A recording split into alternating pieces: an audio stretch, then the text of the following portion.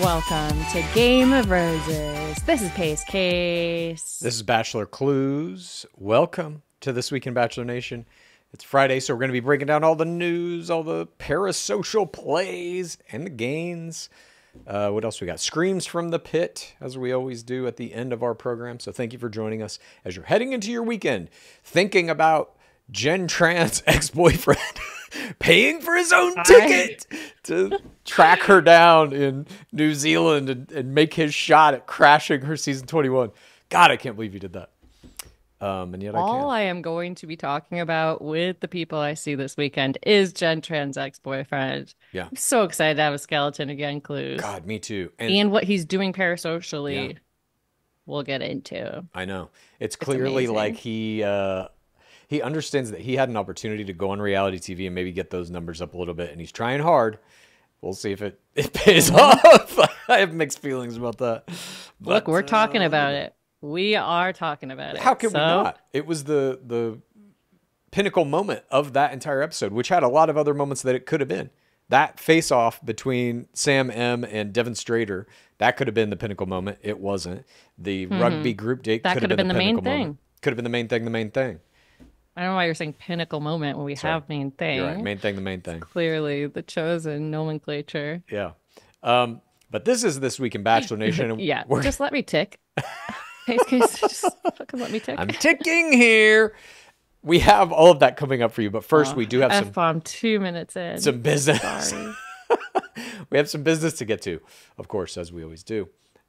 If you're just listening to this on a podcast platform of your choice, why not go to youtube.com, because it's also on YouTube, and click that like, click that follow, subscribe to us so that you get all of our content, which is our game recaps. It's our This Week in Bachelor Nation. And I'm also starting to experiment with some other things, a little series that I'm going to be putting together called How to Watch The Bachelor, which explains the game mechanics using footage from past seasons, historical records, if you will. So I hope you'll join me for that in the coming I've weeks. been thinking you're not currently running enough series or content, and then we need a new Clues show.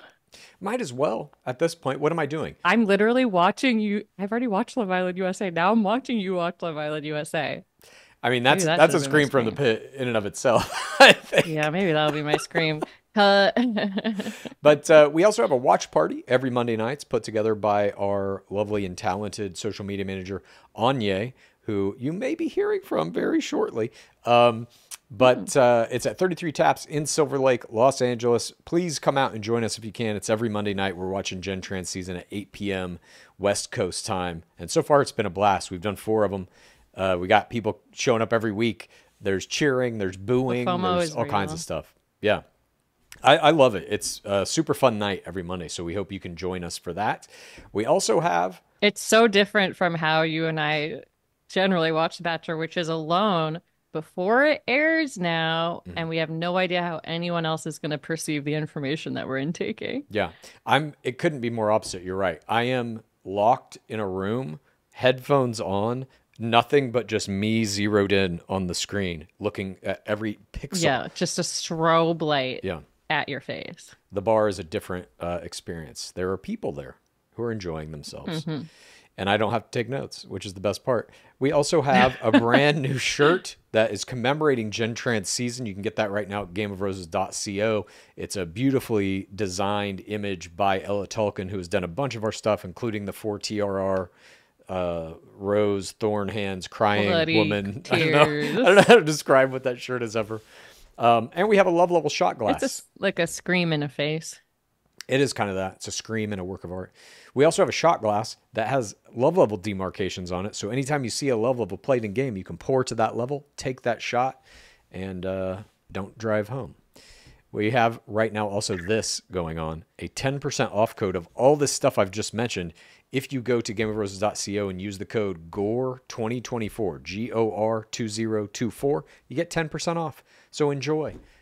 And now, Pacecase. If you're watching this on YouTube in the future, it's only for a limited time only, though. Yeah, if Jenn Tran's season has concluded, that code no longer works. Apologies. Limited time. They do these updates on Love Island if you're watching the season later. They're like, don't go to this website. You can't vote here. in case people are Yeah, confused. exactly. They're They're like, how can constantly I? putting that Yeah, disclaimer. why can't I influence the outcome of this season that ended 2 years ago? Okay, so Yeah. that's all of our business. And now we have a very special state of the game for you. I mentioned briefly that you might be hearing from Aigner, the person who has come in, taken over our social media, is doing Digging Deepers for us, has put together this watch party, and does so much more for us. Right now, you're going to hear from her from the first time on one of our podcasts in this very special Game of Roses State of the Game.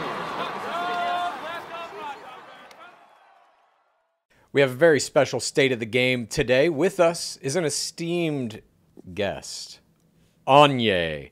Aigner is our new social media manager. You've been seeing her work these past couple of weeks and months into Gen Trans season. All the great posts that we have that are kind of ESPN style.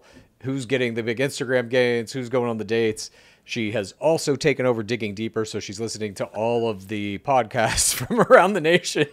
And she has masterminded our watch parties at 33 Taps in Silverlake. Welcome, Aigner. Thank you, guys. Happy to be here on screen finally and not like phantoming it out in the pit. So, Aigner, let me ask you this. What was your first season of Bachelor? First season of Bachelor was Ari's season. And the only reason I remember that is because I came in super late. Like, I think I started at the tell-all. And I was like, oh, this guy is insane. And then I went back and watched the whole thing. You started at the tell? I did, oh my God. I'd never watched The Bachelor. Do you remember that. it? Yeah. Wow. Okay, so Do you remember the tell-all? I remember bits and pieces of it. I just remember like it was just a lot of like chaos going on, and then him going to, I think this was the episode, him going to break up with who did he break up with? Becca? Yeah. Where he broke up with her, and then I was just like, this doesn't seem like how it normally is. Like, I've never heard of The Bachelor this happening, so that made me want to watch the entire season. Correct. This is not how it normally is. That's only happened one other time. Jason, I mean, it had only happened once before. Oh, really? Yeah. Okay, so an interesting entry point, and you have now been in the pit, like as deep as it goes for, what has it been? Maybe 4 months or so, right? I think, well, it's August End of 1st March? right now, so I started like late April or early April, so about 4 or 5 months. Yeah, and how are you liking it so far? How are you liking how deep You're the still fandom here.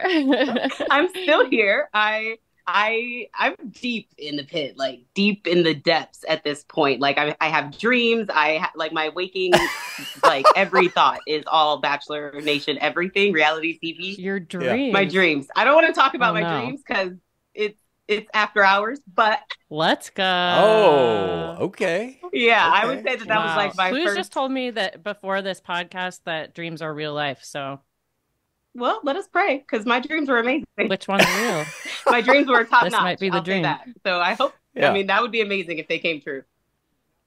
Now, and prior to this, you're a Bachelor fan, but you like some other reality shows, dating shows, et cetera, et cetera. What else are you watching, and how did you get into reality TV? What is your your body of reality TV knowledge and fandom? Body of work, reality TV. Let's go. So Yeah. I started watching reality TV like young. And this was back when like Room Raiders was a thing. I love that show. I still clean my bathroom because of how I saw an episode on Room Raiders. They were like checking the bottoms of the toilets. And I was like, people look at that? Ever since then, I clean the bottom of my toilets because of that. So Wow. I started out with like Room Raiders. I love Real World. By the bottom? Sorry. By the bottom, you mean under the seat? Like, no. So like on the very bottom where like your toilet base meets the bathroom Oh, on floor. the holder. Yeah. And like all those like squiggly gotcha. lines of the toilet. Like apparently if you're on Room Raiders, that's something you got to clean. So I always clean it now. But I love like Real World. PSA. I was deep into Real World. Real World Challenge was really awesome. Yeah. Back in the day, I loved like Chicago was my favorite Real World season. So I love Real World. Now these days, let's go back. I also love Flavor Flav, Monique's Charm School, like all those raunchy reality TV that like kind of kicked everything off. I love those. But now these days, I'm very much so like calm reality TV, anything that just kind of calms me down. So I love watching Alone on the History Channel. Amazing. Okay. I love Alone. It's so good. It's so good. I think I was a survivor. If you pitch that show to me, I would be like, no, this sounds terrible. This sounds like the opposite of a show for me, and I love I'm it. It's obsessed. just like I'm obsessed with that. I've seen every it, single I think episode it multiple somehow times. makes you think you would I survive. would definitely You've seen survive. every Oh, single one. definitely. Like my I'm love only for on like season like survivalist, 4. camping, bushcraft. Like I think it started with Call of the Wild back in school when we had to read that book. And I was like, I need to learn if like an apocalypse comes, how do I survive? So I'm the person that I would definitely win like Naked and Afraid if I ever went on. Yeah, the ultimate evolution of Oh my Jack God. London's writing is Yeah. Alone. It's a reality show on Discovery Literally. Channel. No, wait a minute. You mentioned something. You said What would be bushcraft. your strategy? Oh, My strategy for Alone. Yeah. First things first, I have to like you got to find water. You have to be able to set some traps. That's like day one. I feel like a lot of people start off and they're like Can you make a trap? they're really into like making their shelters like the first few days, and I'm like, Mm-hmm. you're yeah. wasting calories, you're wasting energy. You need to find your food source. Period. So my strategy would first be setting up my traps, getting my gill nets out, getting all my food sources together, like Oh my all of God. that, and then I would focus on my shelter. What's bushcraft? So bushcraft is basically where you have to make things from nothing. Clues. You sound like someone who's never watched Literally, you Alone. need to watch it, but it's I essentially haven't. where you're making things from like nothing. So if I needed to make a bow Okay. and arrow, if I needed to like put together like some sort of like trap that I needed to like a cache, like if I have all of my food and I need to make a cache so that the other animals don't eat it and like all Mhm. that. If you need to whittle some wooden Yes. dice. Wooden die. Yes, Some people make really elaborate like they things do. and then they They quit. What are do. they doing with wooden dice? People make like a spa, like sauna, like hot tent. Because you have so much I don't time. know, You're not just to doing like anything. You're entertain literally themselves. alone. And they film it themselves. Which is Oh God, I feel like that is just such a sounds like Yeah. a hassle and nightmare. such I like a recommend hazard. season 1 to start. You have to watch it, Chad. It's amazing. I don't think I The will. narrator comes from season I have 1. 30 episodes of Love Island USA to get through before I can watch anything else. I'm Oh, so I think glad we you're all know doing that that, is by the the way. priority, Now, to be clear. let me ask you this, Anya. Me too. So you've been a Bachelor fan, but now you're in it super deep. Is there anything that has surprised you about your descent to the bottom of the pit? Um, so much. What do I start with? So much. Did you know anything about Bachelor Nation before getting this job? So I never knew how deep in the pit like everyone else was. I thought that this was just going to Right. be like a Game of Roses thing. No, like everybody is in the pit and it's crazy. And I really have a really newfound respect for like their investigative reporting. Like they are detectives. And Oh I don't know yeah. when they sleep. Yeah. That's like the biggest thing I'm trying to figure out. When do you guys sleep? Because I get messages at all hours every single day of like, did you see this? Have you heard this? And I'm just like, you guys, I haven't had my coffee. Wait, Go to wait. sleep. Go When to do you sleep. sleep? So that's like been the really biggest thing. Clues doesn't sleep I either. love that the pit is like, I don't know, maybe they were all spelling bee champs. I wasn't. So everyone loves to spell correctly. I don't know. I was a theater major in college. So anything after like 5, 6, 7, 8, you got me lost. I don't know how to count. I don't know how to spell. All right. Passionate grammar nerd. Yeah. Great. An artiste, not a speller. Exactly. Let me ask you this question about the current season. You've obviously masterminded our watch parties that we're doing at 33 Taps. You've been to every one of them. How are you enjoying the watch parties, and how are you enjoying this season with Jenn Tran? I love the watch parties. Honestly, I think it has really helped me to feel a little bit more comfortable coming into the pit because I'm actually able to meet people face to face because I'm, the phantom in the back. I don't really show myself, Sure. which I'm working on. So you will see more of me soon, you guys, I promise. But so far, it's been nice just getting to know people in person and just like seeing Yeah. it like as the plays are happening. It's literally like being in a football stadium, which is my favorite sport. So I have loved the watch parties, and I'm happy that I was able to bring that to Game of Roses this year. 2020 Gore, hello. And then for what was the other Hello. question? What did you ask me? How are you liking this season? Oh, What do you this think of Jenn and what we're witnessing, which I think is a historic season for more reasons than just Jenn being the first Asian lead? Chef's kiss. Number one, first Asian lead. Like y'all are like they're so far behind, but I'm glad that it's happening now. I hope we can see a little bit more like diversity as far as like maybe bringing on, a Latina lead or a Mexican lead or indigenous lead. That would be really exciting for me, I think. And as far as like the guys this season, I don't know who was doing casting or like if these were really Maria's guys, which I don't think that all of them were, because I can't see Maria messing with any of these guys, honestly. Like, ill. I don't see her liking any of them. So I do think that a lot of them were taking care of What about Hakeem? Maria Hakeem. I'm shipping it. That would be amazing. That'll happen on Paradise 2025. But I do like the guys this season. I feel like they're not as like boring as I think some people have like said that they are. I actually find them to be kind of entertaining, especially because you can tell clearly how much the producers are just like kind of navigating them and telling them what to do and like all these horrible plays. I think that's entertaining. It makes for good TV. I do think that they can still push it a little further, which I think they're trying to do now with this whole skeleton Matt coming in, like Matthew, So I love that Matthew is in there. Oh, we're gonna get to those Matthew plays later in this Twibbin episode. Matthew is all over TikTok right now, like spilling all sorts. He's sucking it up. He's trying to get those numbers up as much as he can. I personally think we're going to see him go home in the It's not ring winner behavior. I will say that. He's definitely not getting a ring. I don't even think he's going to get past this rose ceremony, honestly. I don't think so either. I'm curious. I don't think so. I think it would be smart to keep the content makes me think this is his last week, that he has saved all this content for this 1 week. Yeah, I think he's not getting back in the game. I love that element, though. I have such FOMO that you guys are going to the watch parties and I'm in Minnesota, because like the cheering when people are like kissing and love leveling, it's so good. And you actually get to like kind of feel all of the excitement that everyone else is feeling. And like the best parts of the watch party, honestly, is when everyone is just booing collectively. It's hilarious. Oh God! It's so funny. Sam M is in the face. People don't like him too much. It's pretty good. Yeah. I mean, I don't think he's gonna make it past this Sam episode, but I do think it would be smart for the producers to keep him around for at least 2 episodes, just to kind of stir that pot. I'm all for a little pot stirring. I mean, what we were saying in the recap is I would love to see him be in the finals against Devin Strader.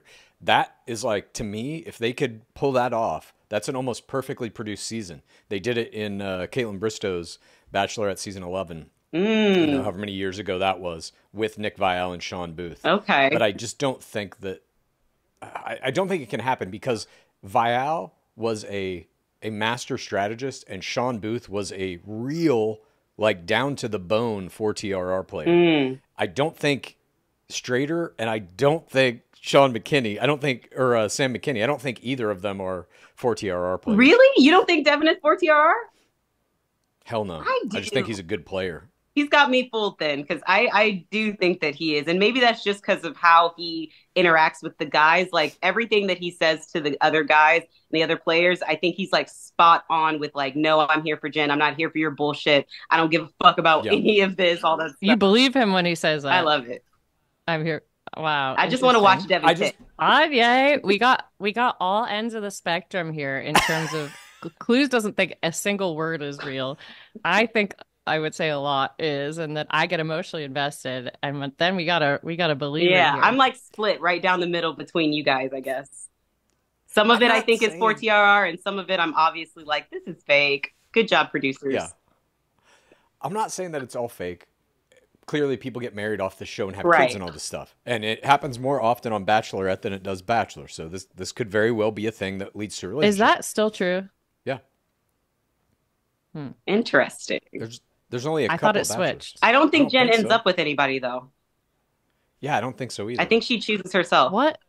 You're not spoiled, though. No, I'm not spoiled. No. I don't watch spoilers because I want to like find out as the. It's really hard to not get spoiled. It is. It is. But even some of the spoilers that I've seen, like, I don't necessarily agree with them, because I'm just like, nah, I'm a believer. I don't know. I willfully believe. Well, to that end, let me ask you this. As you've been in the pit now. You can try what Clues tries, Ghost Protocol, which is just looking at one letter at a time of messages. Yeah, that's how I stay spoiler free. Let me ask you this. Now that you have been in the pit for a minute, Has it changed the way you watch reality TV at all? I know you're saying you Yes. believe all these guys are for TRR and stuff, but Absolutely. It has changed so much. I think I hear a lot better. Like I'm able to hear when something has been written and I'm just like, that he didn't say that right there. And it kind of pisses me off now, which ruins like the whole experience. And then also, Okay, Sam M's parents on oh my Facebook. God, I'm here for it. I'm here for it. They're not on contract. I'm here for it. They're not on contract. Well, give us all the tea. They might be. So we don't know. I think like if he gets a hometown, kind of changed how I watch reality TV. I also think that like learning our lexicon for The Bachelor and Bachelor Nation has altered my entire world because now I actually told Clues this a while back, like 2 weekends ago, I think it was. I don't know why I felt the need, but I binge watched every single episode, all of like the UK, the Australia, New Zealand, US, the traders. And I have my own data sheet I'm working up. I have my own like lexicon that I'm thinking of. Oh no. Because it's just so good. Okay, we were gonna ask you your scream, but this is your scream. Oh yes, well yes. I'm deep into it. I hope this is the the biggest scream. I mean, you have your own data sheets now. Great. Yeah. I only asked that question. Which traders is your favorite? I would say Australia season 2, UK season 2, Interesting. and USA. This one's hard, but I would have to say USA season 2. Like all three of those kind of like take the top 3 spots for me. If I had to pick a top favorite, I'd probably have to go with UK season 2. Okay. Ooh, okay. And that's the one that produced the guy who's on right Love Island USA. No, he was season on 1. Season 1 did. Okay. He was on. Aaron was on season 1 of Traders as a faithful, and then season 2 of the UK. I just think it was so really, really good because the traders on that season, top notch. Like they were just really good. Every single play, I was like, "You're amazing." Yeah. Are they all civilians? They're season on 2? season 2 of UK. Yeah. Interesting. Gotcha. And do you have any predictions about Traders US season 3? Who do you think will go further, Wells Adams or Gabby Windey? Gabby Windey, easily. Easily, I think agree. Gabby's going to go further. I think it's because she just has this like lovable personality. She's very like soft-spoken, but very like funny at the same time. And it's hard to get rid of people like that because the traders want to keep them, and then the faithfuls want lovable to keep them. dingbat. I also think, though, that might play against her. So she has either two options. She's either going to go really far or she's going to be one of the first that are eliminated if she's a faithful, because she's one of those targets where it's like, why would anyone murder Gabby? She's going to be, I think it's either those two roads for her.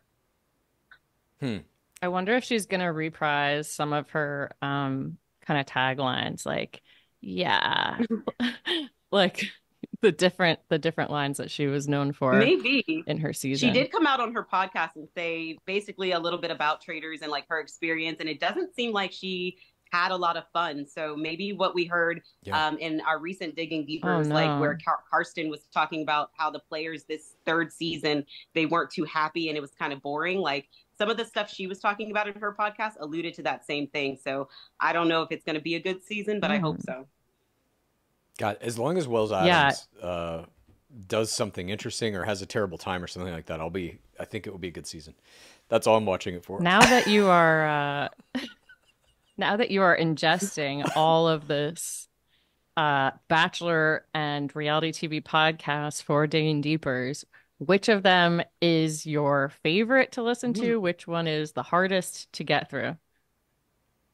Hardest to get through, I would say, is the happy hours.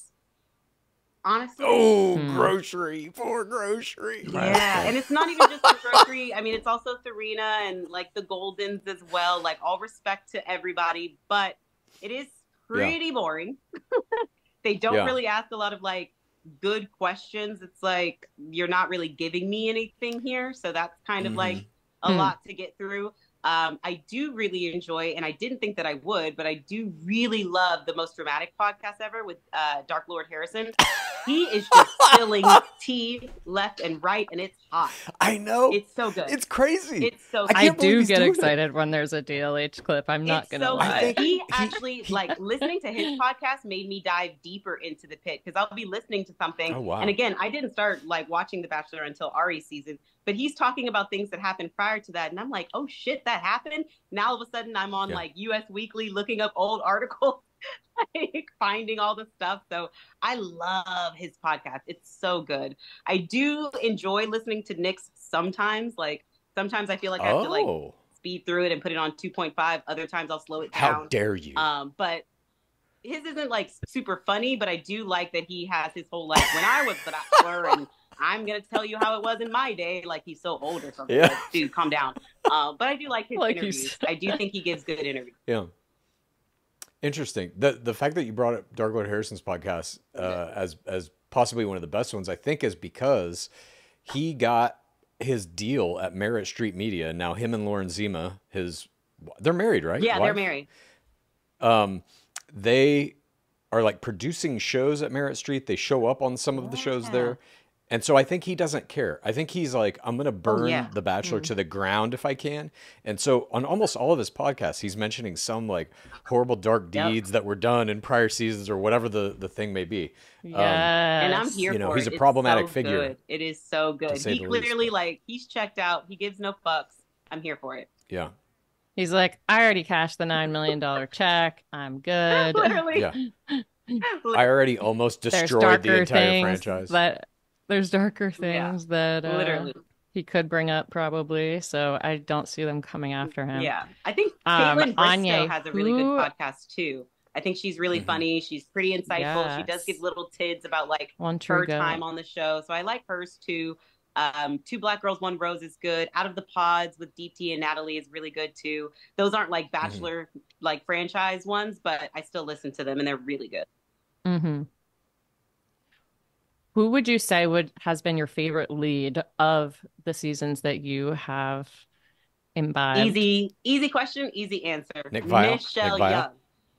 Oh. She's the queen. Oh, let's She's go. the queen. Dagger to my heart. I just feel like she was so I'm in Young classy. Country right now for a reason. I love her. Yeah. I love her. I love her. I love her. I love her Parasocial plays.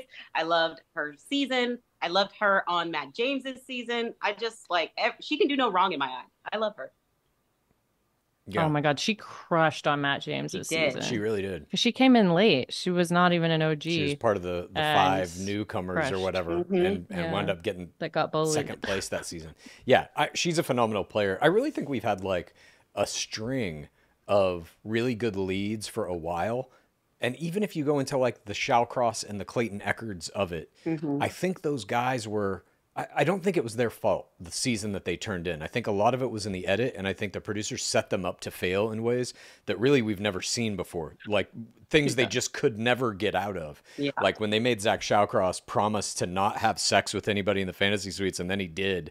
Or when they, obviously the Clayton Eckard Rose Ceremony from Hell was like, sorry, dude, there's nothing you can do about this. They are going to sacrifice you to the reality TV gods, basically. In the contract. The child army that sang Clayton suck Brutal. on the next Bachelorette season. That was season 19, the dual Bachelorettes. It was terrible. Never again. Yeah, I didn't actually watch agree. Clayton's season. I think I saw like 2 episodes of it, and I was like, this is really boring. And then I oh, wow.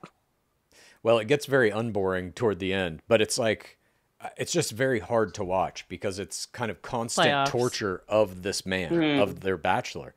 And they just are unrelenting with it. I think they had that attitude going in and just kept it rolling. But thank you, Aigner, for joining us. They had him, the first thing he said was reading mean tweets about himself. Yeah, that's how they introduced him. That was the intro. After the final rose of the prior season of Bachelorette, they made him read on live TV mean tweets about himself and kind of like play it off like, whatever, I can do self-deprecating humor. It's all fine. It's like, oh, God. I know a setup when I really see brutal. one. Exactly. Feels like a setup. Yeah, but thanks for joining us. Yes, Aigner. You're good. Aigner, in Game of Roses, in the pit generally, and today for this state of the game. Thank you guys. Any parting words as you move into this next phase of your tenure at Gore? Thank you guys for having me. I'm super excited, and you'll be seeing more of me, Pit. Ooh, how can they follow you on socials? It's my name, so my actual name. I don't have a pit nickname yet. That's still something that we're working on. But you can follow me on Instagram, on TikTok. It'll come to you. It's just my first name, Aigner and an XO. So AIGNERXO on Instagram and TikTok.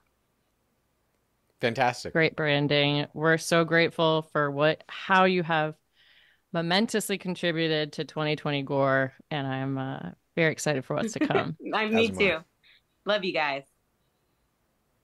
Oh, a love level 4. Oh, Whoa. love you.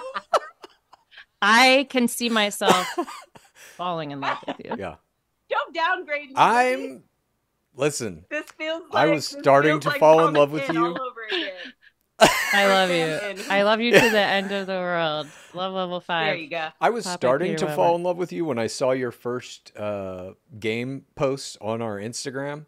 And then I was falling in love with you when you started to suggest we do a live watch party. But after going to 4 live watch parties with you, I can now confidently say I'm in love with you. I love that. Thank you. That's how it's played. Wait, that's how it's done, ladies and gentlemen. First post. Which one was that? The football one? But yeah, maybe it was. I think you're right. That's the very first one I sent you guys. It was like the football one. Yeah. It was like a draft, NFL draft. Yeah. You were comparing the incoming rookies to the NFL draft, and I was like, she gets it. Anyways, thank you again, Aigner, for being with us here in the State of the Game. Everybody out there, follow her and show her some love on all the posts and stuff, because she is really doing the Dark Lord's work. Thank you, guys. Thank you so much to Aigner for joining us.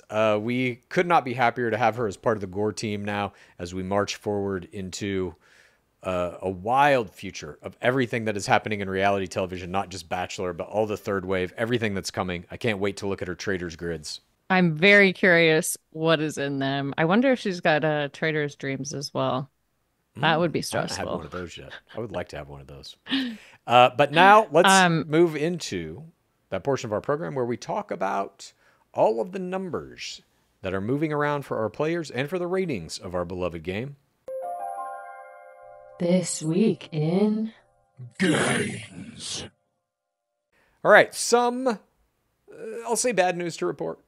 Jenn Tran's episode 4 scored a 0.25 in the ratings. That is down 32% from the prior week and down even more from night 1, which got a 0.45. She pulled in 2.02 million viewers. These are both the lowest ratings and lowest raw viewer total that she has had all season. However, there is some good news on the back end of this, which is there is a reason that these numbers were so low. You see, there's a thing going on in Paris right now called the Olympic Games, and everybody's watching it. Primetime in Paris on NBC crushed the night with a 2.75 rating. 2.75, I'll say again. 2.75 is so much more than those other numbers. Yes. 2.75 versus 0.25, 0.18, 0.15, yes. 0.05. So other than the Olympics in Paris, Jenn Tran did win the night with her 0.25, beating out The Neighborhood on a CBS, which had a 0.18, and Name That Tune on Fox, 0.15. And, of course, All American Homecoming, a new episode on the CW, which scored a 0.05 with 280,000 Have you watched viewers. the Olympics? I have not. I'm not Me either. that big into the Olympics. But, you know, I think that these ratings are like, I don't think ABC is mad at this because everywhere across network TV got utterly destroyed by the Olympics. Jenn Tran was still able to maintain a pretty healthy lead over the next non-Olympics network show. So I wouldn't count this as necessarily a bad thing. I guess that's all we need now is a relative success. That's all you can ask for. I mean, even the 2.75, which by like by network standards today is, I mean, a huge number. If you even go back like 5 years ago, that number would be a canceled show. So even the Olympics has like terrible ratings The only time I ever really watched ratings closely was on Bad Judge. And I remember it was like 1 million, 0.9, 0.8, and it was like canceled. No, we had a 1.8. Oh, 1.8. That's what it was. Yeah, we would be destroying everything on network TV. It was so high I couldn't even conceive of it. We would have had the Olympics Yeah. ratings And we were like, we have to have almost. like a 2 point something that'll get us back next season. You know, we were Oh like my scratching God. around that. It was so high I blocked it out. Yeah. Wow. So, I was watching that cancellation bear checking. yeah. Well, the cancellation bear canceled us. That's for damn sure. Cancellation bear came and he But chomped. I think the network Speaking of numbers. Oh, chomping, sorry. Go ahead. oh no. I was just going to say, I think the network numbers are for Gen Trans season, relatively speaking, very good. I think that this season is being viewed as a success by ABC, and her season will go down in history as a success. I expect these numbers to tick back. How long do the Olympics last? A couple weeks? Just let these numbers tick, bro. Just let them tick. I am letting them tick. But I'm saying we got about, what, a month left of her season? I Maybe don't know 5 weeks? how long the Olympics are. I don't either. But we shall see what happens with these numbers. I expect them to go back up once the Olympics are over. Gen Trans numbers still went up despite the dip in ratings. She has put on in the last week 7,000 Instagram followers, bringing her to 257K total. And she has put on 2.3K on TikTok, bringing her to 126.9K followers on TikTok. I got to say, these numbers, they would have been maybe more exciting to me if we weren't seeing the Love Island gains that we are seeing. Like, huge gains are possible. Yes, they are. And I'm also watching Too Hot to Handle Season 6 in Clues Corner right now, as well as Love Island Season 6. You see on Too Hot to Handle... What speed are you up to? I'm basically doing everything at 1.25 minimum now. But you see on Too Hot to Handle, there's a player on there named Flavia who was from the prior season of Too Hot to Handle. She has 5 million followers. You're seeing Leah on Love Island USA, I don't know what she's up to now, 2.1 last time I checked. Bachelor just isn't doing that anymore. Like, it can't, I don't think. And I don't know what the reason for that is. Even when you're looking at like Daisy or Daisy Kent, Maria Georges from last season, or Katie Bigger from the season prior. I'm talking about like ring winners and stuff. Kelsey Anderson, ring winners and crowns, basically. They're not getting 1 million anymore. They're not crossing that threshold. Daisy got 1 million. Did she? Yeah. Shit. Or she was right under it. Maybe she did. I have to look this up. I think it's also just the vibe and the zeitgeist is buzzing about Love Island USA, I would say.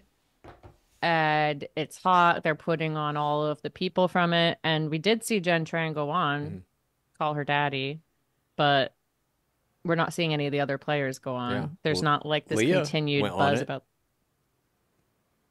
No, I know. I'm saying Love Island is having player after player go on, call her daddy. Daisy Kent, by the way, is at 959K. She hasn't quite crossed the threshold, but she's up there. But She's it's like, close. you know, when you're seeing players coming out of their rookie seasons in these other shows with multiple millions of followers, I don't know what the disconnect is. Bachelor still feels a little old, for sure. It feels like it looks a little from a bygone era, and I know it's the Cadillac of these shows, and I love it more than all of them. But they need to do something about promoting their players in the social media sphere. They need to embrace it in a way that these other shows are doing. Getting the younger audience. Exactly. And I still don't think they quite understand how to do that. We got the top Instagram gains this week. Coming in at number 5, we have the man who was desperate to get skywalking, Sam M. gained 2.4K. We got in 4th place Jonathan Johnson plus 2.4K, 2.457K, I should say. He narrowly edged out Simon Kenny. How did he get that? I don't know. The respect. Yeah. Skydiving Marcus Schoberg got 2+2.827K. And the man who wasn't there, Austin Ott, got 4.8K gain on this week, which is strange to me. He was literally not in this episode. It is strange to me. He was doing a bunch of parasocial plays, and there were so many plays this week that I didn't have it in the top 5, but he's putting it out there. Not in the document, but Yeah. that top spot though goes to our double MVP, Devin Strader, gained 6,000 Instagram followers this week. I think that number is only going to get higher. So, Moving on to the top Instagram chart overall, you got Devin Strader moves into 5th place with 18.5K overall.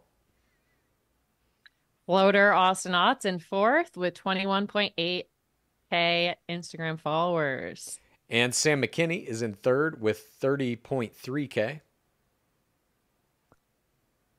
Skeleton Matthew Rossi is in 2nd place with 55.5K. What? If we are counting him in the roster. He's I'm in this just damn saying. show. Yes.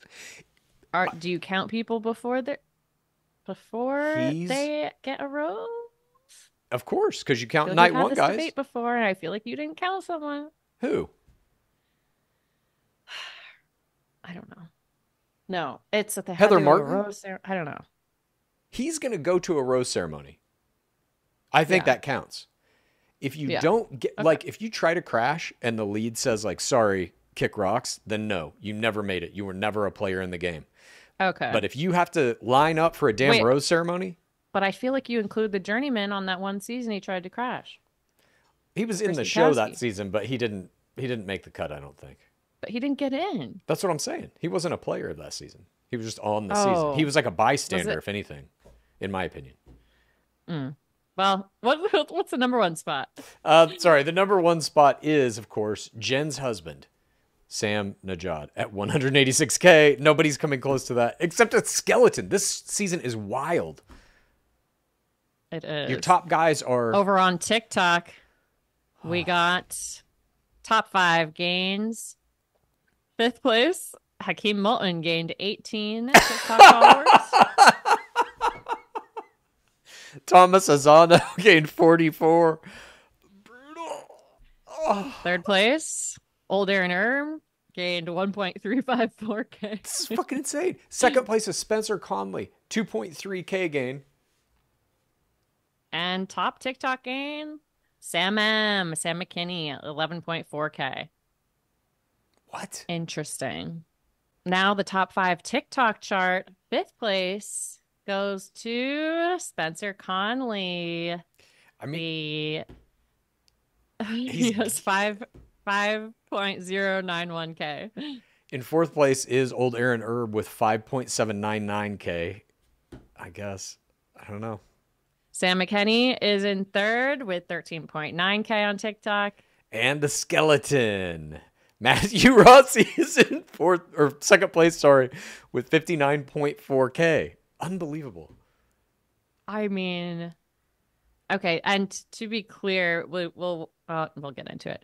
The top spot goes to Sam N. Love Virgin, 280.6K on TikTok. Still distantly the one to beat. Even though Matthew Rossi is getting up there. He is. Like, you're looking at these numbers for him, 50,000 something. He's going to beat most players in this season. And I think he had some of that prior because he was already making social media about Jenn Tran when she was a player in her rookie season. So I think some of this is from that. He made content about her when she was on Bachelorette. I think so. I believe so, yeah. Whoa. I thought he was making dog content about his wiener dog. That too. Very cute wiener dog. We'll get to that in a moment.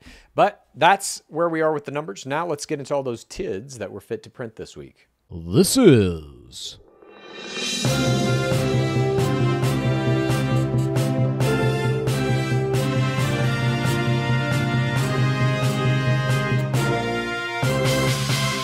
Bachelor Nation News. First up in Bachelor Nation news, Bachelor Season 22, 3rd place finisher Kendall Long got married 2 years ago. The almost Mrs. Grocery crafted a revelatory Instagram post this week coming clean about her elopement with civilian Mitchell Sagely back in 2022. Along with a montage reel of various videos from their time together as a secretly married couple, the BIP Season 5 survivor wrote, "We eloped and moved to Europe," sparkler emoji, wedding emoji. So I've been keeping a little secret these past few years Winky face emoji. Days before Mitch and I jumped on a plane to move to Germany, we got married in Santa Barbara. It was such a special day, surrounded by love, with only our immediate family attending. It's been incredibly hard for me to keep our secret, and at times I've just wanted to shout to the world that I'm Mrs. Sagely. So finally getting to tell you all is so freeing. So far, our married life has been an unforgettable adventure together. We've traveled to some incredible places around the world. We are also growing closer from the struggles and small victories of adjusting to a life abroad. It's truly bonkers to me that we've already been married for nearly 2 years. Starting our life together abroad has made me so grateful for my husband. I would have changed the abroad word here. One of them. So grateful for my husband, and every day I wake up incredibly proud of the life we are building together. Heart surrounding face emoji. We are still planning to have a larger ceremony to celebrate with all our friends and family in America. But for us, we just couldn't wait to start our lives together. Whew. Belated congratulations to Long and Sagely. And don't ever keep secrets from the fourth audience again. Don't do it. Tell us. Tell us about your weddings. I mean, for 2 years she kept this a secret? That's pretty wild. That's Why? a long time. Yeah. It's what very do you think 40WR. was the reason to make it public now? I have no idea. I literally have no idea. But moving on, we have some tragic Bachelor Nation news to report. Bachelor Season 21 Week 2 player Hailey Merkt passed away after battling leukemia. In October 2023, Hailey shared her cancer diagnosis on Instagram alongside a photo of her receiving treatment and the caption, quote, "A rare moment caught smiling during treatment." This week, Hailey's family took to her Instagram page to share the heartbreaking news that she has passed away. Alongside a series of photos of Hailey, they wrote, "It is with broken hearts we share that our beloved Hailey has passed away after a courageous fight for her life. Hailey faced this journey with unimaginable strength, grace, and selflessness. Her determination, courage, and will to live surpassed every timeline the doctors gave her, and she chose to spend her final moments surrounded by loved ones and doing what she cherished most with no regrets. She will forever be remembered as anything but boring, always hysterically funny, and as someone who lived fully in the present moment. Hailey embraced life with an unmatched zest. Her beautiful spirit has touched countless lives. Hailey will be profoundly missed by all who knew her. Her laughter, her love, and her vibrant spirit have left an undeniable mark on our hearts. While we grieve her loss, we find comfort in knowing that her spirit will live on in all the lives she touched. Rest in peace, Hailey." Our thoughts are with Hailey's family, and we hope they're getting through this ordeal as well as they can. In lighter Bachelor Nation news, Demi Burnett is a cover girl. The Bachelor's that transition clues. The Bachelor Season 23 ninth place finisher and survivor of back-to-back seasons of BIP 5 and 6 is on the cover of Autism Digest magazine this month. Around 2 years ago, Burnett revealed her autism diagnosis on social media on Instagram and has continued to discuss autism openly and share educational videos about autism, pathological demand avoidance, sobriety, and ADHD. And Demi's not just on the cover. Inside this month's issue is a featured article and interview with Demi. In the interview, Demi opens up about embracing her autistic identity and building a supportive community so she can cultivate a life of well-being and authenticity. Burnett said, quote, "My life is now so much more wholesome, and I'm protecting my own peace. I feel like I'm cooler than I've ever been, and it's not even on purpose this time." Autism Digest asked Demi for any advice for other autistic people who are entering the dating world. She said, "There are people out there who are going to support you and understand you and love you. Don't give up. There are brighter days ahead." Congrats to Demi on this feather in the cap that we believe is a Bachelor Nation first. Has any other Bachelor player been on the cover of Autism Digest magazine? Not that I know of. Not that I know of either. I think it is a first. I don't follow the covers too closely, but... The cover of Autism Digest magazine? I don't either. I'll start subscribing now, though. Maybe I can get on the cover. Yeah, might have some, good tips. Yeah. Up next in Bachelor Nation news, the cross-pollination of our beloved game and the NFL continues this week as Bachelor Season 24 third-place finisher Victoria, Fuller joined the quarterback club. Ciao! Fuller has been single since her split with Bachelorette Season 17 third-place finisher Gregory Grippo. But 3 months later, Fuller has found love again with Tennessee Titans quarterback Will Levis. 221K on Instagram. Victoria hard launched her relationship on Instagram stories with a photo of herself with arms wrapped around Will as they enjoyed a boat day. Alongside the photo, Fuller wrote, "Life update," with the smiling, crying, and heart emojis. A few Bachelor Nation All-Stars chimed in on Fuller's new relationship status. Jungle Path walker Genevieve Parisi wrote, quote, "This makes my heart so happy. You are so deserving of this. Heart emoji. Love you so much, Vicky." Skydiving disaster survivor Rachel Kirkconnell added, "Happy for you, Angel." And the greatest night one player of all time, Hannah Ann Sloss, wrote, "So happy I've been able to be a part of this. Heart emoji. Very excited for you." Sloss also is married to Jake Funk, who is, where did he just move? Detroit? Funk and Celeste. I forget who he plays for now. He just got traded, but he is also an NFL player. Parisi, to my knowledge, is not tangling with any NFL players. Time will tell. Kirkconnell is not tangling with an NFL All player. All of Peter Weber's season is going to be in the NFL club. You think? All of them will be with football heads. Who are we missing? Pruitt's not going to be.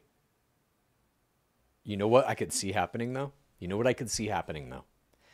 The Trout family buys the Houston Texans, and then she's married to an owner of an NFL team.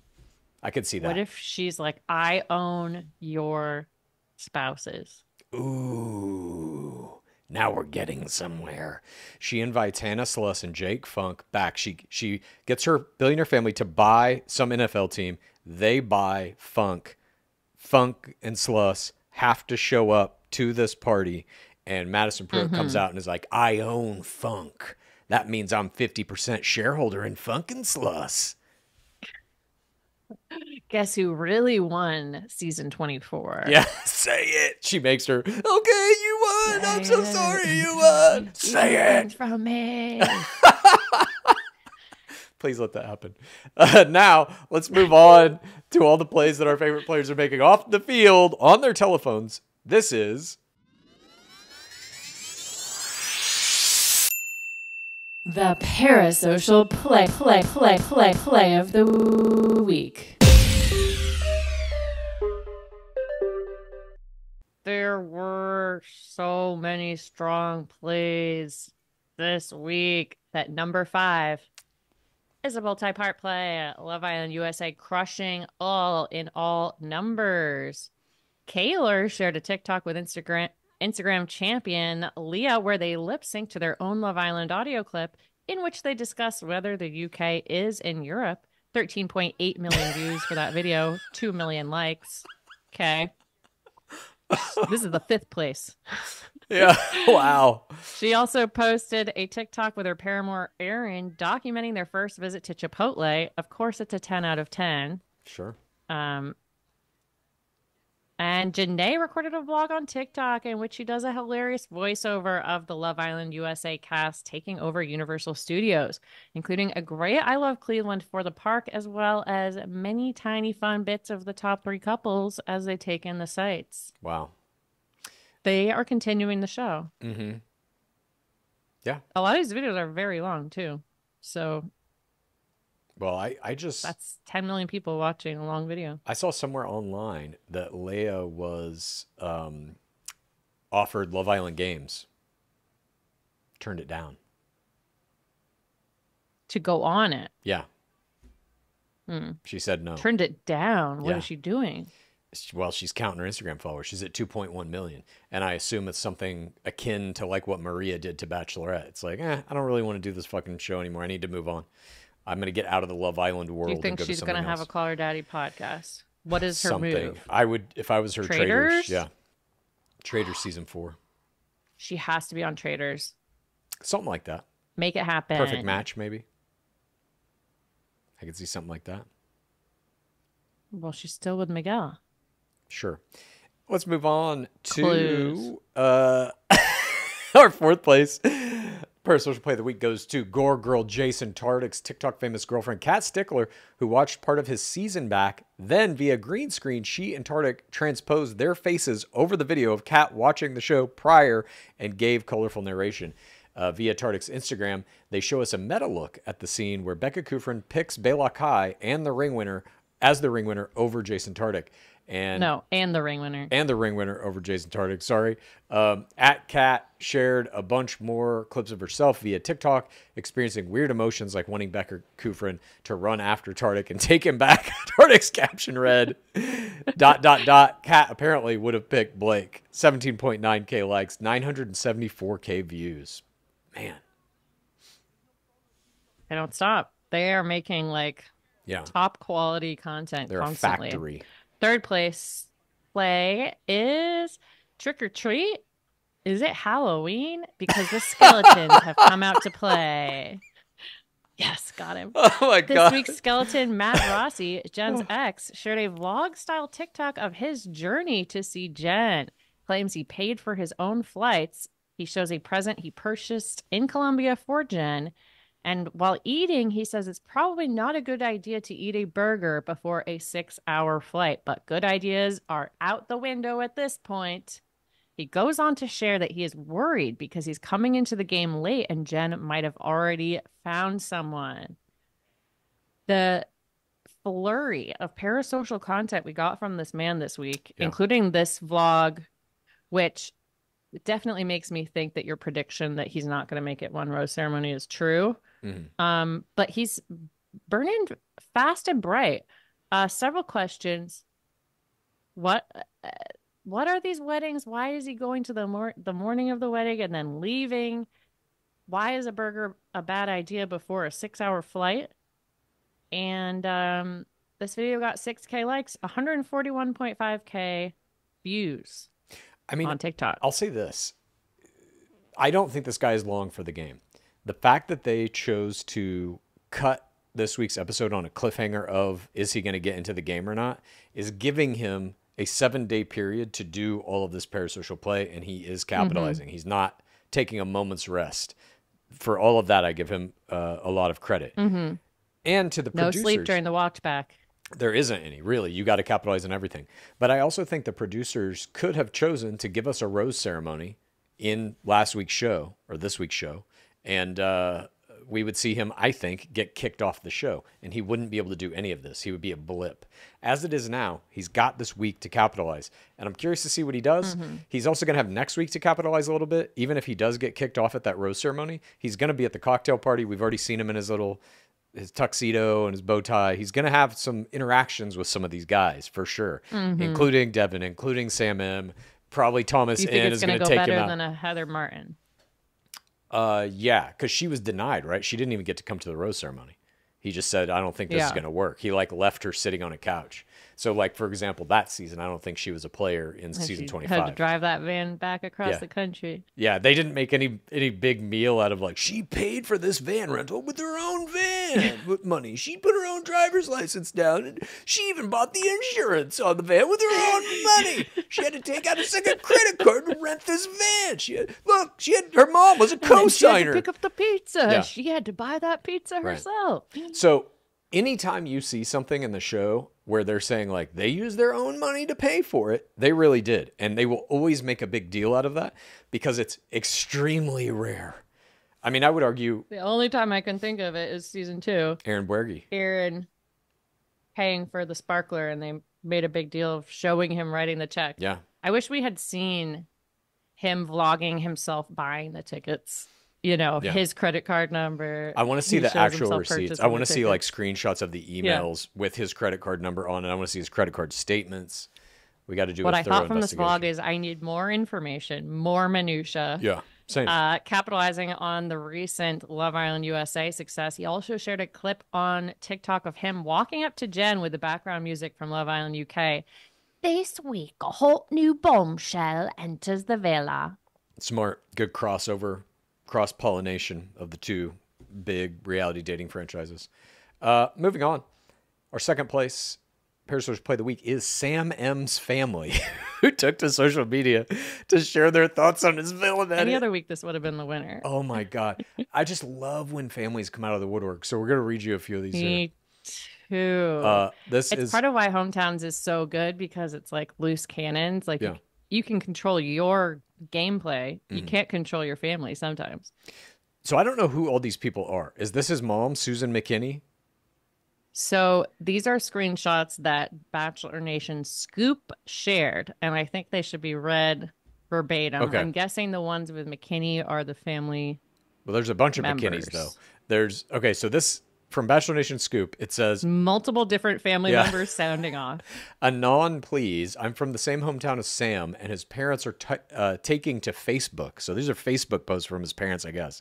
Susan McKinney, quote, there's nothing real about reality TV. To destroy someone's character and manipulate the truth through editing is wrong on so many levels. Isn't it interesting that the first night favorite is now being made into the villain? There are several spoilers out there for who she chooses in the end that you can Google for yourself. Sam is a good guy, regardless of how he is betrayed, and I will no longer sit idly by and not speak up. Hey, the Bachelorette, it's called free speech. At least mine is honest, which is more than they can say. Now, this seems like a mom who's watching her son get a villain edit, and she doesn't understand what reality TV is. This is what reality TV is, and it is what he signed up for. It's the contract he signed. They say they can do all of this. And he's playing. Like, yeah. I'm like, what? I agree. This man has catchphrases, Susan. Yeah. Then we got his dad, Jeff McKinney, chiming in. I choose my words wisely. Ooh, it's giving a gentleman's 5'6". Yes. Tino's Yes. dad. I have sat idly by this week watching my son, a complete wreck on how he was portrayed. Sam has mostly been the favorite with the first impression rose, etc. The spoiler was revealed. Wait, should I not read this? Is there a spoiler here that he talks about?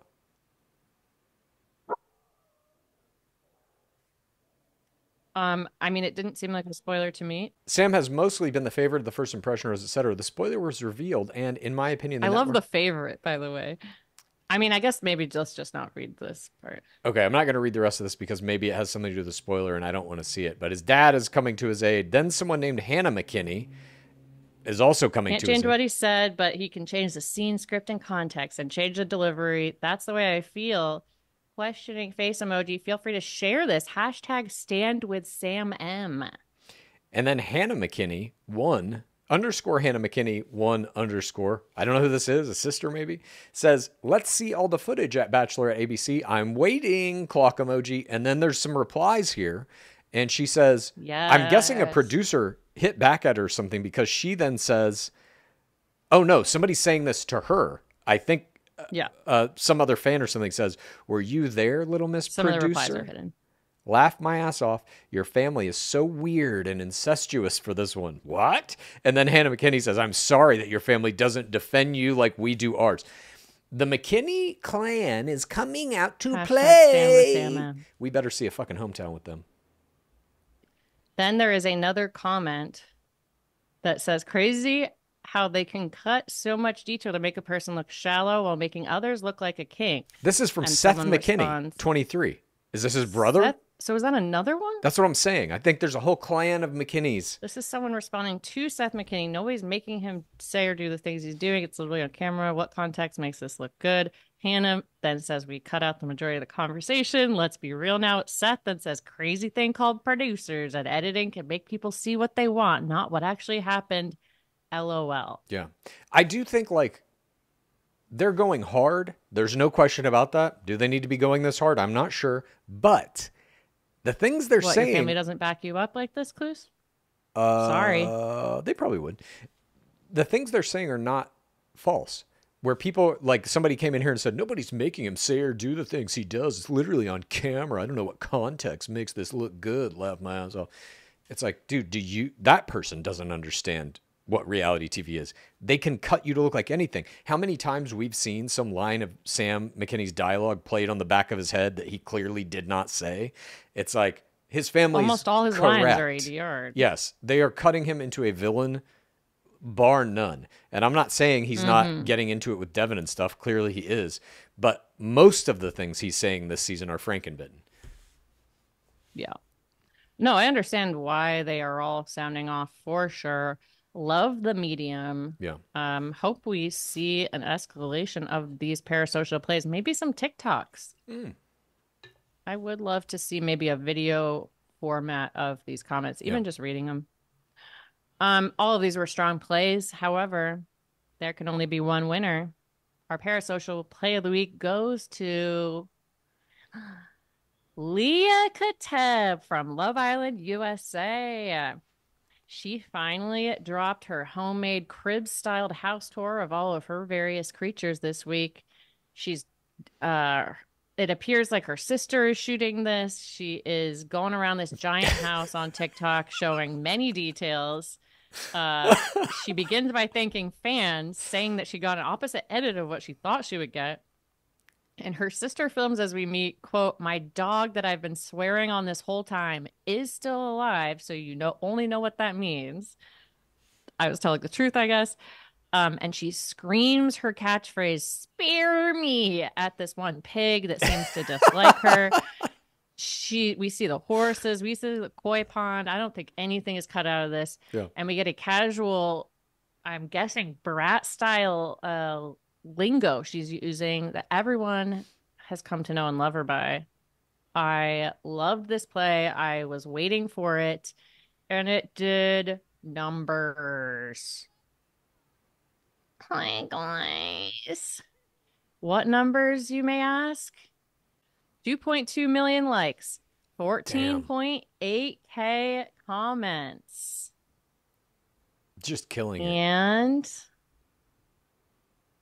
oh my God, these numbers. 13.2 million. Meet my farm family, says the cover. Man, that's incredible. I watched all 8.5 minutes. I did too. It's a very funny video. Congratulations to Leah Kateb on this prestigious award. We have one more award to give out in the Parasocial arena, and this one goes to a non-human. Because Leah and her creatures have gotten the Parasocial Play of the Week, we have to move on to someone else, although that would have probably gotten it any other week. Yeah. This week, a little dog, a weenie dog, a wiener dog, a dachshund named Kirkland gets the Parasocial Creature of the Week award, and Kirkland's caretaker, guardian. What do you call a person who has an animal? Guardian? Yeah. Indentured servant. That's what I feel like I am to Skabulian. Matt Rossi, the skeleton, is the owner, proprietor, guardian, friend, father, parent, brother, sister, guide, Sherpa of Kirkland. And this week, Mommy, I'm your mommy. Matt Rossi put out a TikTok of him cleaning his place while Kirkland sits by and watches, and just looks cute as hell. Highly encourage everyone to go check that out. Congratulations to Kirkland and Matt Rossi on this fantastic award. This is your week, Matt Rossi. It's a wiener dog. They're always cute. I know. We had a weenie dog when I was a kid. So cute. Really? Sir Wallace Flash.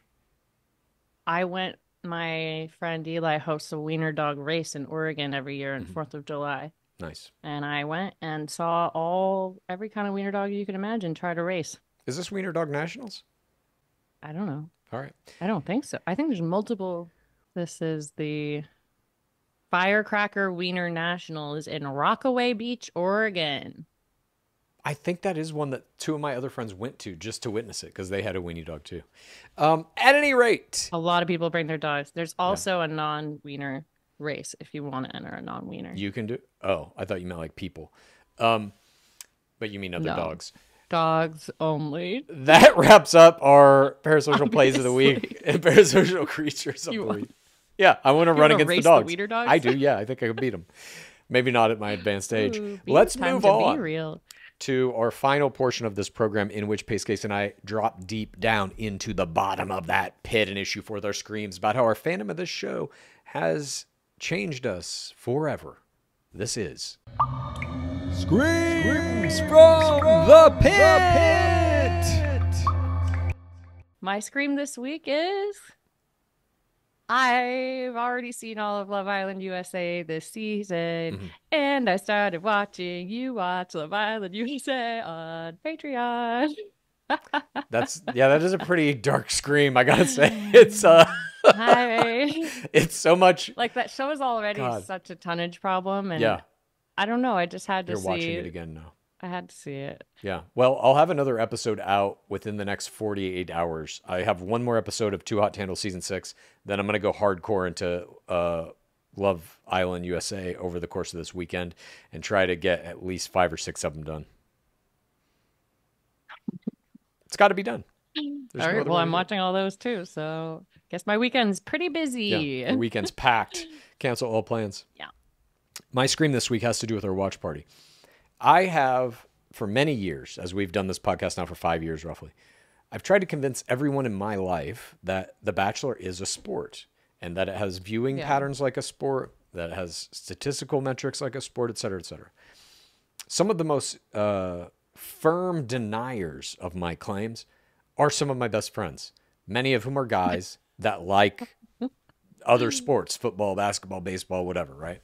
And they don't see any way to reconcile what I'm saying as possibly true, that we like reality TV and it's similar enough to sports to be considered a sport. One of these friends came to our viewing party this Monday night at 33 Taps. His name is Josh Thorpe. He is out there. I've heard many stories doing about something him. now. And not only did he have a great time, but because the people were cheering and booing and having kind of raucous reactions to what they're seeing on screen, he said that it was like watching an NFL game at a bar. And I was like, finally, he gets it. The tagline. That should just be the tagline for the watch parties. Yeah. It's like NFL. It's like watching an NFL game at a bar, but better. Yeah, something like that. But I was blown away. I don't know. I didn't ask him specifically if he now, formally considers Bachelor to be a sport, if he's crossed that threshold. Yeah. But maybe just don't ask him yet. Just have him keep coming. Yeah, he said he's going to come back. So that's great at the very least. I'm pulling him into the pit slowly but surely. Fuller is now in the NFL club, and it's the female and male NFL partners club in a team. What NFL club do you support? Yeah, maybe I could use that way to kind of drag him to the pit, I guess. But the bigger thing to me was that that watch party is kind of proof positive to me of something that we've been saying all along, that this is a sport to us, and to have a room full of people watching it in the same way that a room full of people would watch an NFL game or anything else, and having the same kind of sporting reactions to it. And then to have somebody from outside of it who has denied my claim to that end for the past 5 years kind of finally accept it was like, your greatest haters, your best friends. I mean, they're not haters, no, but they. I mean, it's also like chicken or the egg, because we started thinking of it as a sport because that is how we watched it. We were in shock and awe at various parts of the season to watch before we started doing this. Lifestyle, baby. That is true. But that's my scream. We had some corroboration from a friend of mine that indeed this is very sport-like. Now, let's move on. I have a general scream, which is that I'm generally not coaching players. Sometimes I will consult with you when you have a particular case or something. I've helped a few people out, but generally I don't. It's not a goal of mine. But I have found myself, when I meet new people and people that should be in the game or should be in one of the games, I cannot stop recruiting them to reality television. Yeah. Can't stop myself. And I start forming the strategy, and you would be so good at this. And I'm pushing it hard, and I'm like, why? Why am I doing this? Can't be helped. At a certain point, it's just who you become. And you have to live your life by these new I'm one of your best friends that supports you, Clues. I'm bringing them in for you. Thank you. Thank you very much. But that's I'm in young country. This is where we find the winners. To some degree. I'll still go for the source, humbly. Minnesota has a high percentage of top performing Bachelor players. For sure. But I think the source still takes the cake, in my opinion. Now, that said, we are not the only people screaming down here in the bottom of the pit. Every week, we play a scream from someone else in the pit. And if you want to submit your screams to be played potentially right here, all you have to do is go to patreon.com/Game of Roses. You're going to get access to the Game of Roses Discord. In that Discord, there's a channel called Submit Your Screams from the Pit. You record a 1 minute or shorter audio format and send it in that channel. We played the best ones here. Anya goes through them all. She has sent us one today from someone named M in the Valley. Are you ready to listen to this Pacecase? Let's go. Here we go. Hello, fellow pit dwellers. My scream comes fresh from my mid-year review at work. You may think, that's probably a setting where you want to be your most professional. Well, I couldn't help it when my boss said I may need to onboard a new employee in none other than Melbourne, Australia. Am I saying that right? My mind drifted off to Jenn Tran's dates at Queen Victoria Market and State Library that aired mere days before. It's peak Bachelor. I proceeded to try to pull my boss, a lovely yet unsuspecting middle-aged British man, into the pit by passionately explaining faux bookgate and the kayfabe of it all, with OAE's callback to his brother's time in game, as well as poor sweet Thomas N's error of the game. All I can say is the episode's perfection has inspired me to begin planning a Bachelor viewing party for our next global team meeting, complete with Game of Roses love level shot glasses. I can't wait to give them a warm welcome into the pit. Praise be Dark Lord Palmer. So much to unpack here. I know. There's quite a bit. Just the mere mention of Australia sends you immediately into Bachelor mental space. I understand that, actually. As soon as I heard like mid-quarter review or whatever, I started panicking. Yeah, I was like, is this going to end poorly? I'm going to feel badly. Yeah. Have we done something to end a person's career? But no, not the case. I think this is probably like a level 2 Scream. To me, level 1, that kind of tier is basically like you just see Bachelor in everything and you can't stop thinking about it. Like us. Lifestyle. Yeah, I mean, I think that's like when we first started digging the pit, that's kind of where I was. I was like, Bachelor connects to everything. It's like a part of everything in the world and reality TV and whatever.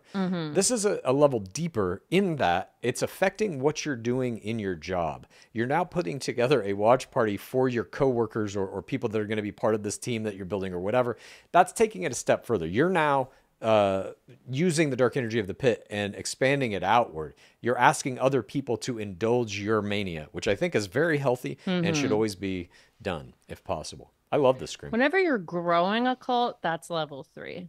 I won't say it's a cult. It's if just, you're just brainstorming, that's 2. It's just a deep fandom. It's like I have friends that are like this with other things, you know, with Star Wars, for example, or Marvel or Harry Potter or whatever. So I don't think it's like, you know, necessarily terrible. I love the Scream, and I wish you all the luck and all the best in putting together that watch party. Please let us know how it goes. I hope that there's the screams and the boo. Maybe not the booze. I don't think we need the booze. The cheers. Yeah. I don't mind the booze. When people go after Sam M, that's kind of that's some of the most fun parts of it is when the villain starts. I like a boo for like bad play. Yeah. Fair enough. That happens too. Error. Yeah. Boo. That happens also, I think. We have at 33 Taps, there's a very astute audience. They know the game very well, which also makes it super fun. But thank you so much for sending in your Scream. And like I said, if anybody else wants to send in a Scream, just send us a 1 minute or shorter audio or video clip of yourself in that Discord channel, which you can access at patreon.com/Game of Roses. And that wraps up This Week in Bachelor Nation. We hope everybody out there has a great weekend, as we are just a few days away now from the next episode of Jenn Tran's season, where we're going to see the conclusion of Matt Rossi and what is going to happen as he's done this skeleton crashing of the season. And the Devin Sam M rivalry, it's giving Christmas. It is. I can't wait. Also, thank you, Anya, for joining us. Everyone go follow her, Anya XO, on her handles. And praise be Dark Lord Palmer. Please rate this podcast. Please review this podcast. Please get a friend to listen to us. And then please rate this podcast. Please review this podcast. Please get a friend to listen to us. And then please rate this podcast. Please review this podcast. Please get a friend to listen to us. And then